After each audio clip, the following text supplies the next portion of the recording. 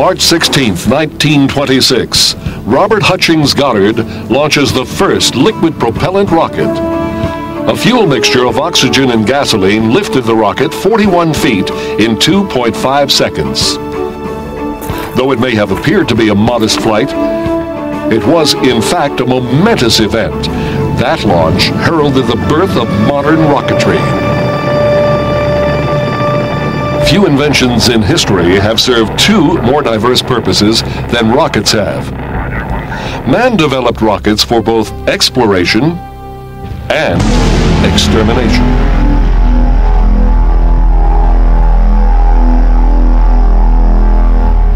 The origins of rocketry date back to the 13th century. The Chinese made rockets using an early form of gunpowder.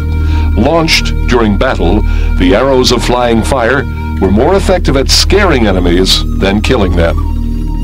Over the next 6 centuries, rockets were more prized for their entertainment value than for any military use.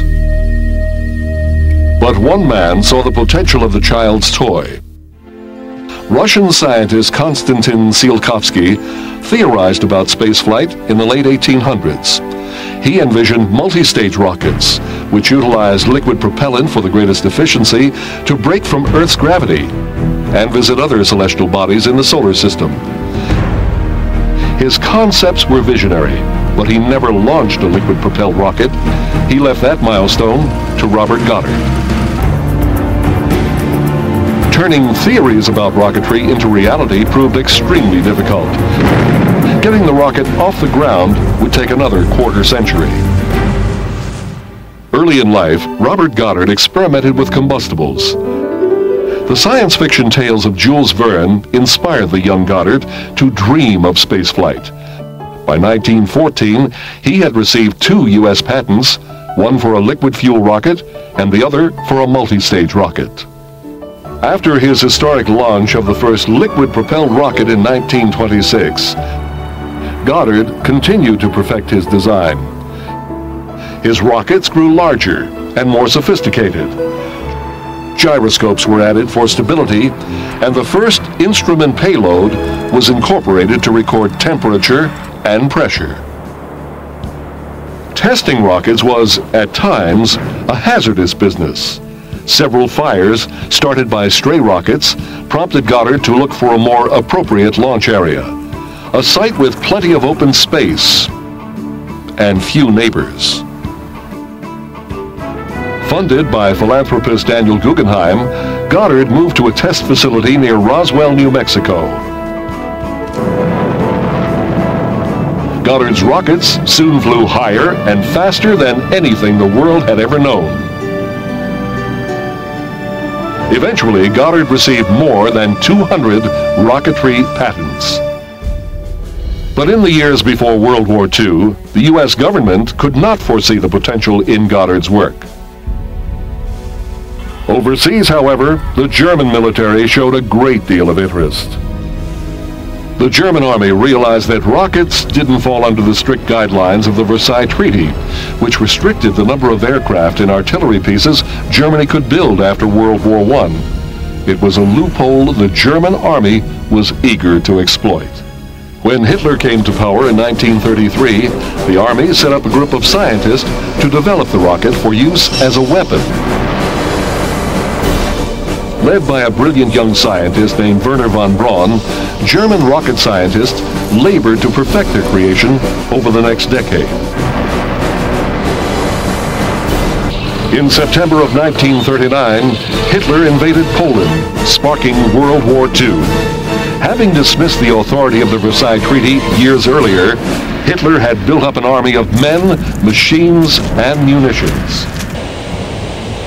German scientists worked on the V2 rocket at their secret rocket facility in Peenemünde on the Baltic coast. The V2 stretched 46 feet in length and weighed 27,000 pounds. Reaching speeds of 3,500 miles per hour, the V2 could carry a 2,200-pound warhead to a target 500 miles away. Hitler renamed the rocket the Vengeance Weapon, or Vergeltungswaffe. It would be shortened to V-Weapon and eventually the V2. By 1944, Germany was ready to unleash their weapon of vengeance against the world. Hitler hoped these terror weapons would turn the tide of the war and make Germany victorious. V2s struck targets in England and Belgium without warning. Eventually, Germany launched more than 2,700 V2s, causing terror and devastation. But for Hitler, it was too little too late. The war was lost. At the end of the war, Wernher von Braun and 100 other scientists surrendered to the victorious Americans. When a German scientist was asked how they designed the V2, he answered, "Why don't you ask your own Robert Goddard?" But that wouldn't be possible. Rocket pioneer Robert H. Goddard died August 10, 1945. Wernher von Braun was soon working for the U.S. military, developing ballistic missiles. By the 1960s, both the U.S. and the Soviet Union held large numbers of intercontinental ballistic missiles.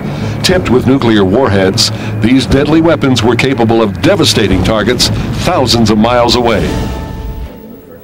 In 1960, von Braun started working for the newly established National Aeronautics and Space Agency. The following year, President John F. Kennedy challenged America to put a man on the moon.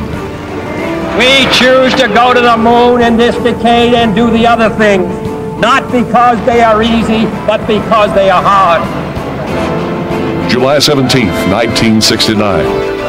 A Saturn V rocket lifted 3 astronauts into the sky and towards the moon. Soon after, Neil Armstrong took one giant leap for mankind. Rocketry had finally demonstrated the great potential Robert Goddard had foreseen in the early 1920s.